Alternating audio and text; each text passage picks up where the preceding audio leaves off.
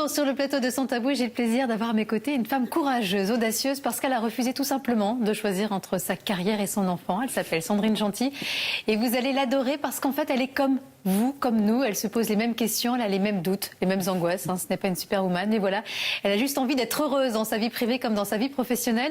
Et vous allez voir que c'est une jeune femme très inspirante, en plus d'être d'une grande bienveillance. Sandrine Gentil, bonjour. Bonjour Véronique. Merci d'être avec nous. Merci à vous. Alors on va reprendre l'histoire au début. Vous êtes une brillante journaliste, rédactrice en chef, productrice télé. Un métier que vous avez toujours rêvé de faire, en fait. Oui, depuis l'enfance, je rêve de travailler en télé et en même temps, je ne sais pas ce que je peux trouver en télé. Mais c'est comme ça. J'ai des parents enseignants, je viens de l'Isère, dans un petit village. Donc moi, je dis, je veux travailler en télé, mais qu'est-ce que tu vas faire? Je sais Aucune idée. Mais je sais que le métier de mes rêves m'y attend. Donc ça, voilà, j'ai réalisé un rêve en travaillant en télé. Donc un métier évidemment très prenant, on ne compte pas ses heures, on travaille les week-ends. Et puis un jour, vous accouchez d'une magnifique petite fille, vous trouvez une super nounou, vous reprenez le chemin des plateaux télé. Bref, tout va bien jusqu'au jour où vous trouvez que votre petite fille a un comportement un peu étrange. Elle a 2 mois et demi, vous l'emmenez en urgence chez le pédiatre et là, vous prenez un peu un coup sur la tête. Ah, mais ça a été d'une violence sidérante. En fait, sa nounou la gardait, tout se passait très bien, effectivement. Et puis, au moment de la 3e semaine, j'ai commencé à avoir des comportements curieux chez un nourrisson. Alors, je m'y connaissais pas, mais quand même, je voyais que mon petit bébé qui s'éveillait, qui souriait, ne gazouillait plus, ne réagissait plus. Et j'ai commencé à faire des petites listes de toutes les différences que je voyais, justement, dans son comportement et de ce que la nounou me disait. Et 5 jours se sont écoulés comme ça.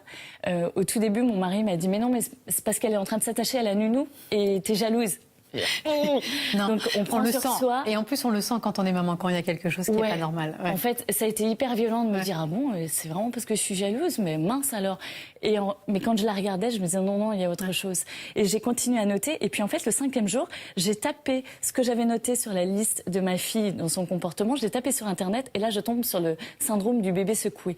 J'étais au bureau, j'ai tout lâché. J'ai appelé le pédiatre. Je lui ai dit « Voilà, j'ai peur de ce qui se passe avec la nounou de ma fille. » Et il m'a donné immédiatement un rendez-vous. J'ai sauté dans le métro, j'ai récupéré ma fille, on est allés. Et donc la première chose qu'il a faite, c'est un examen physique qui m'a rassurée. Ouais. Parce qu'il m'a dit non, elle ne l'a pas secouée, il n'y a pas de problème, elle n'est pas en danger. En revanche, dans ce que vous me décrivez, là maintenant j'ai vos petites listes, je lis ce que vous avez noté. C'est un vol psychologique de bébé. Et je me suis effondrée en larmes parce que quelques jours avant, j'avais cauchemardé qu'elle était kidnappée.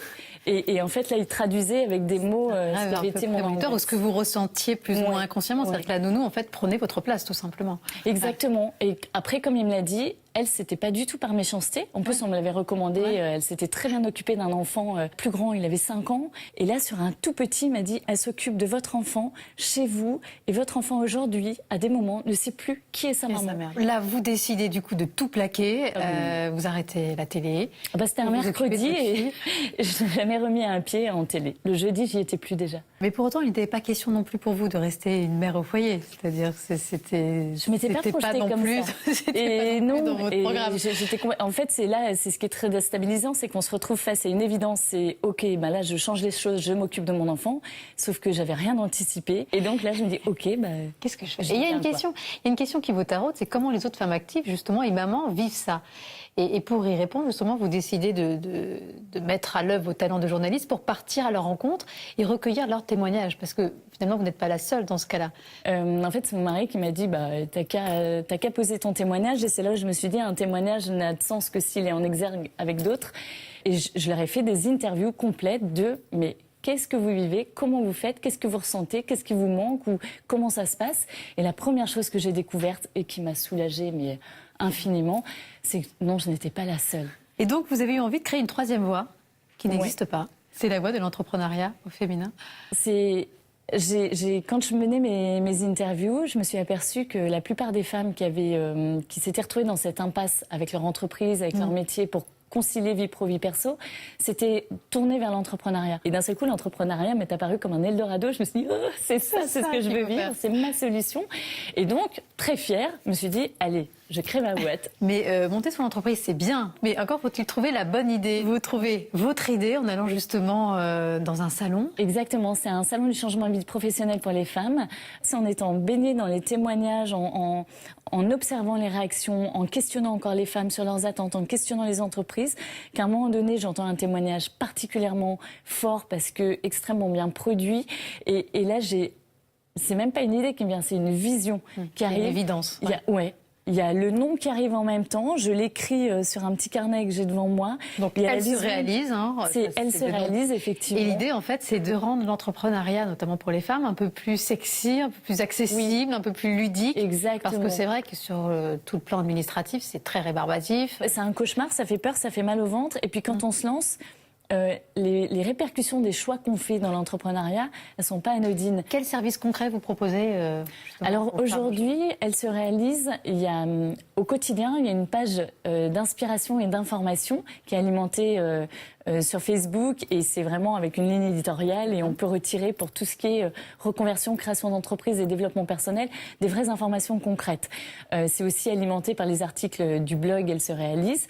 Donc il y a voilà, ça c'est vraiment au quotidien. La deuxième action, elle est non plus digitale, elle est événementielle et 2 fois par an, en moyenne, on organise des journées événements. Femmes, elles se réalisent. Et là, ce sont des journées de partage, de transmission et d'inspiration. J'ai assisté à une de ces journées. C'est vrai que c'est des témoignages extrêmement forts. Je trouve votre idée vraiment géniale. La production télé, c'est terminé pour du bon, du coup. Même si aujourd'hui, vous utilisez vos compétences, finalement, tout ce que vous avez acquis pendant toutes ces années, pour Elle se réalise. Oui, en fait, c'est ça le paradoxe. C'est que finalement, c'est la continuité de mon métier, mais que j'ai mis... Déjà, j'ai étendu.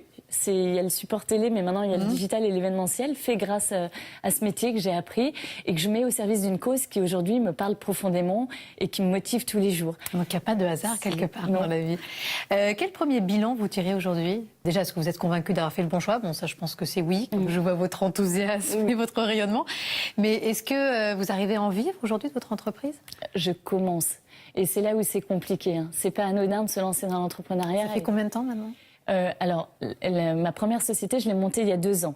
Et l'année précédente, c'était la recherche de l'idée. Donc ça fait quand même 3 ans en tout, mais 2 ans officiellement en tant qu'entrepreneur.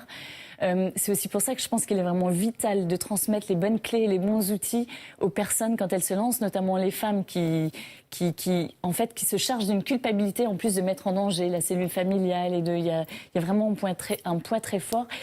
Mais c'est dur.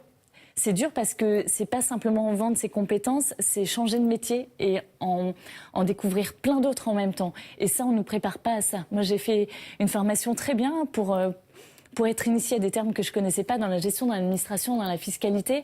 En revanche, on m'en parlait comme si une fois que ma société serait montée, ça coulerait de source, que j'aurais des clients et que j'aurais des ventes. Et c'est pas vrai. Non, c'est pas vrai. C'est vous qui devez aller frapper aux portes. On m'a encouragée, moi, et on m'a conseillé de commencer par créer ma société, de me préoccuper des statuts et après de me préoccuper de mon propre service et de vendre. Et depuis 2 ans où avec Elle se réalise, je côtoie beaucoup d'entrepreneurs, toutes et tous m'ont dit c'est l'inverse. Surtout, commence par travailler ton produit, voir si tu parviens à le vendre et si tu décroches des contrats. Seulement si tu montes ta boîte. Parce que ce que l'on nous dit jamais assez, c'est qu'à partir du moment où on monte officiellement sa boîte, qu'on crée la structure, qu'on ouvre un compte bancaire professionnel, l'argent, il sort. Donc ça, c'est le meilleur conseil que vous pourriez donner finalement à toutes les femmes qui nous regardent ce matin et qui se demandent, qui auraient envie de monter leur entreprise. C'est que c'est possible, mais il faut qu'elles travaillent leurs produits et leurs clients et qu'elles le testent grandeur nature. C'est pas juste une étude de marché, c'est vraiment le faire. Bon, moi, en tout cas, moi, si j'ai un conseil à vous donner, c'est de lire le livre de Sandrine Gentil, Le jour où j'ai choisi ma nouvelle vie. Vous racontez justement ce changement de vie avec ses joies, ses peines, ses doutes, ses angoisses, ses réussites aussi. En tout cas, on vous souhaite plein de réussites et vous nous faites envie. Et surtout, vous nous montrez que c'est possible. Donc, vraiment, merci beaucoup. Juste une question. Qu'est-ce qui vous a poussé à écrire ce livre? Une rencontre, et c'est magique, je m'y attendais pas. En fait, c'était un rêve d'enfant que j'avais oublié, et c'est un éditeur qui est venu à moi et qui avait entendu parler d'Elle se réalise, de mes actions, et qui m'a dit, voilà, moi je voudrais vous commander un ouvrage, un récit, et est-ce que vous le souhaitez? Ça, c'est une grande fierté aussi, d'écrire un livre. Oui. Et Donc un très, l'entreprise, très bon un livre, et en plus ce livre va être utile à beaucoup de femmes. En tout cas, merci beaucoup Sandrine, ne changez rien.